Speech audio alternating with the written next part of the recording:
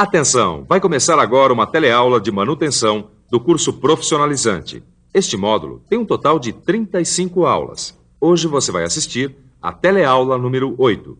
Bons estudos!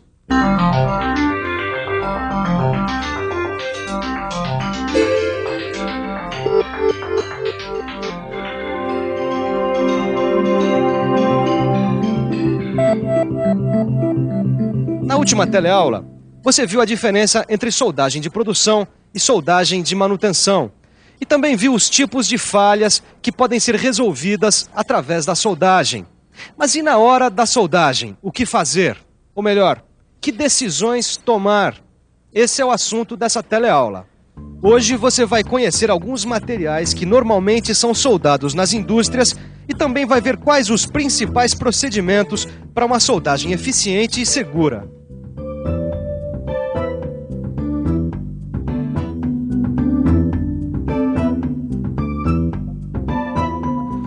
A soldagem de manutenção, como você viu, é um meio prático, eficiente e econômico para se consertar falhas em componentes e peças de máquinas e equipamentos. Mas para conhecer um pouco melhor esse tipo de soldagem, hoje a gente vai acompanhar várias práticas que fazem parte do dia a dia das indústrias. Mas antes disso, você vai ver o que é importante para se conseguir uma soldagem com bons resultados. É isso mesmo. O trabalho rende muito mais se a gente conhecer bem o que é importante para realizar uma soldagem. Conhecer o tipo de falha, como você sabe, é o primeiro passo. Agora, tão importante quanto isso é conhecer as características do material que vai ser soldado, assim como os equipamentos de soldagem e também saber como soldar. Mas calma aí que você vai acompanhar isso direitinho, olhando de perto a soldagem de algumas peças e equipamentos. Vamos começar com este elemento mecânico de ferro fundido que tem uma falha causada por uma trinca. Bom, logo de cara já dá para concluir que essa aqui é uma peça em ferro fundido. E com uma falha causada por trinca. É isso aí. Reconhecer as características do material é fundamental. Agora vamos começar o nosso trabalho identificando o início e o final da trinca. Primeiro a gente promove a limpeza. Estopa, álcool, passa.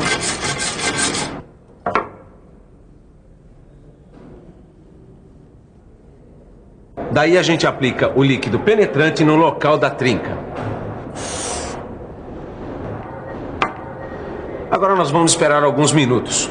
O tempo suficiente para o líquido penetrar no material. E depois de limpar bem, a gente aplica o revelador.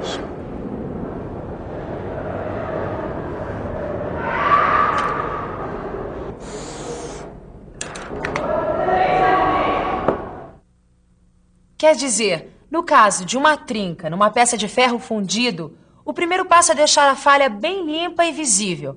Afinal, para poder soldar, a gente tem que enxergar bem os limites da trinca.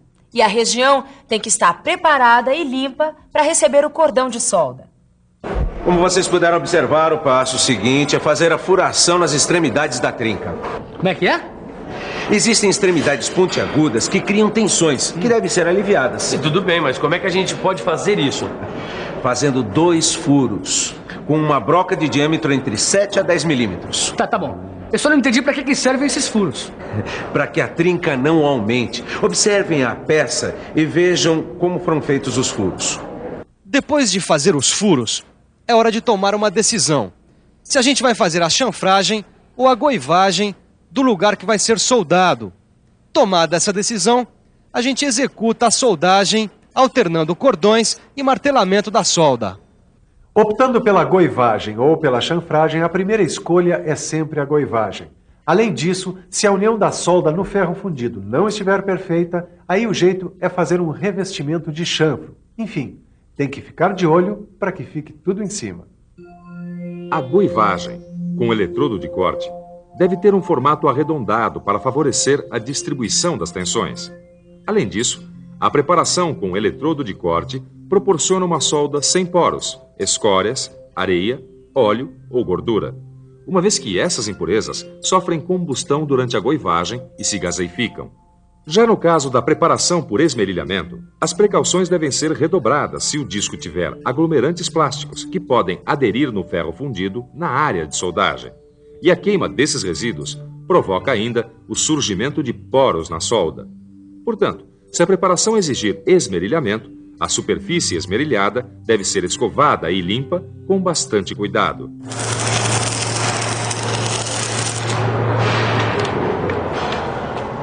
Nesse caso, temos de fazer revestimentos de chanfro. Tá lembrado do que o Ananias falou? Quando a ligação da solda no ferro fundido apresentar dificuldades de estabilização, o ideal mesmo é fazer um revestimento de chanfro. Só que existem duas possibilidades de revestimento de chanfro. Com eletrodos especiais à base de ferro ou com metal de adição à base de bronze e alumínio. Uma coisa de cada vez. Como acontece o revestimento com eletrodos à base de ferro? Nesse caso, a camada de solda absorve o carbono de ferro fundido e endurece. Mas se endurece, não pode soldar junta. De fato, não.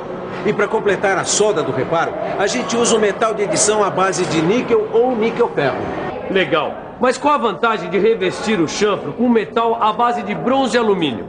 É que ele adere muito bem ao ferro fundido. E também tem uma ótima afinidade com o metal de adição à base de níquel, que é usado depois para completar o reparo. Outra opção, como você viu, é a soldagem alternada com cordões curtos, que tem esse nome porque a gente solda alternadamente e por etapas com cordões retos e curtos, com no máximo 30 milímetros de comprimento. Ainda nesse caso, a máquina de solda deve operar em baixa amperagem. O eletrodo deve ter pequeno diâmetro e a velocidade de solda deve ser alta, para evitar o excesso de calor localizado. Dá uma olhada nesse esquema. A solda alternada com cordões curtos tem a finalidade de manter um baixo aporte de calor na região da peça a ser soldada, diminuir ao máximo as tensões de soldagem e, consequentemente, as deformações. Já pelo martelamento, as tensões de contração do cordão de solda são aliviadas. O cordão sofre um escoamento, evitando-se assim deformações indesejáveis. O segundo exemplo que a gente vai acompanhar é de uma soldagem a frio de uma alavanca de ferro fundido quebrada sem restrição de contração. Esse é um tipo de falha que pode ser resolvida com muita eficiência através da soldagem. Bom, o primeiro passo, se tiver, é tirar a casca de fundição do local da quebra. O segundo passo depende da espessura da peça. Bom, essa aqui deve ser de um pouco mais de 10 milímetros, é isso? Nesse caso, faremos um chanfro em X. E se ela fosse um pouquinho menor? Daí faremos um chanfro em V. O caso da nossa peça é de chanfro em X com ângulo de até 60 graus. Bom, depois de preparar o local da solda, vamos fazer um pré-aquecimento de aproximadamente 200 graus. Por favor, ligue o maçarico. Pra já. Cuidado, hein, Caio?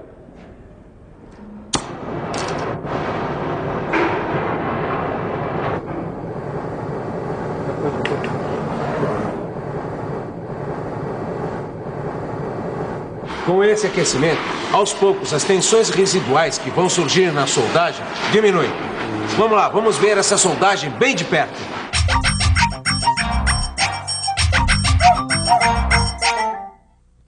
No caso da soldagem a frio em ferro fundido, recomenda-se soldar com baixa intensidade de calor, utilizando um eletrodo de níquel ou níquel-ferro. O chanfro deve ser preenchido com cordões curtos e com repetidas viradas para a soldagem no lado oposto. É recomendável ainda um martelamento ocasional no cordão de solda enquanto estiver quente para diminuir as tensões. E se surgirem dificuldades de ligação da solda no ferro fundido, deve ser realizado o revestimento dos chanfros, ou melhor, um amanteigamento. O terceiro exemplo que a gente vai ver é com o revestimento de dentes de escavadeira, que é um componente que geralmente trabalha em condições severas, com impactos e abrasões. O revestimento serve para prolongar a vida útil dos dentes da escavadeira. Nessa ilustração, dá para ver direitinho como fica o dente depois do processo de revestimento. Para começar, vamos limpar bem a superfície da peça que vai ser soldada. Deixa comigo. E pelo que a gente viu, nós temos que eliminar todos os resíduos, né? É verdade. A limpeza da peça é fundamental em qualquer soldagem, onde o material que vai ser aplicado durante o revestimento possa aderir à peça. E nesse caso, o eletrodo mais recomendado é do tipo AWS E1060Z. Mas por que esse eletrodo? Simples. É que nos dentes que trabalham basicamente no solo com granulação fina, o revestimento deve ser feito com metal duro. Isto é, com o eletrodo AWS E1060Z, que proporcionam um metal de solda bastante duro e rico em carbonetos de cromo e ainda resistentes à abrasão. Já nos dentes que trabalham com material rochoso, o eletrodo aplicado é do tipo AWS E655R, que proporciona um metal de solda ligado ao cromo bastante tenaz, resistente e com dureza entre 60 e 65 Rockwell C. E nesses dois casos, durante a soldagem, a gente tem que manter a temperatura do dente abaixo de 200 graus, que é para evitar a perda de dureza. Legal, mas eu tô curioso mesmo pra ver isso que você tá falando. Então vamos lá. Vamos ver com todos os detalhes como é o revestimento do dente da escavadeira.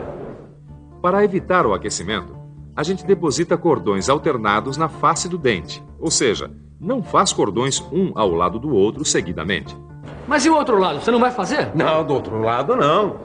A gente só reveste a parte superior ou o fundo para o dente ficar bem afiado. Nunca os dois lados, hein? Bom, pelo que dá para concluir, para fazer a soldagem de manutenção, muitos procedimentos vão depender das condições de trabalho. Por isso, é bom a gente ficar muito esperto para escolher a melhor solução. E pra ficar esperto mesmo, a gente tem que conferir a revisão que vem por aí. E atenção, se liga aí que é hora da revisão. Na teleaula de hoje, você viu que uma trinca é localizada através da aplicação de um líquido penetrante e de um revelador. E que, para aliviar as tensões nas extremidades das trincas, são feitos furos nas suas extremidades. Viu que o pré-aquecimento na soldagem de peças de ferro fundido reduz as tensões no local da solda.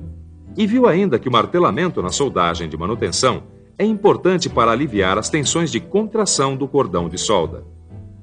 Como você pôde concluir, a soldagem é um meio econômico e eficiente de se recuperar muitas peças e componentes. Por isso, é bom você estudar bastante para entender direitinho todos os passos da soldagem de manutenção. Até a próxima!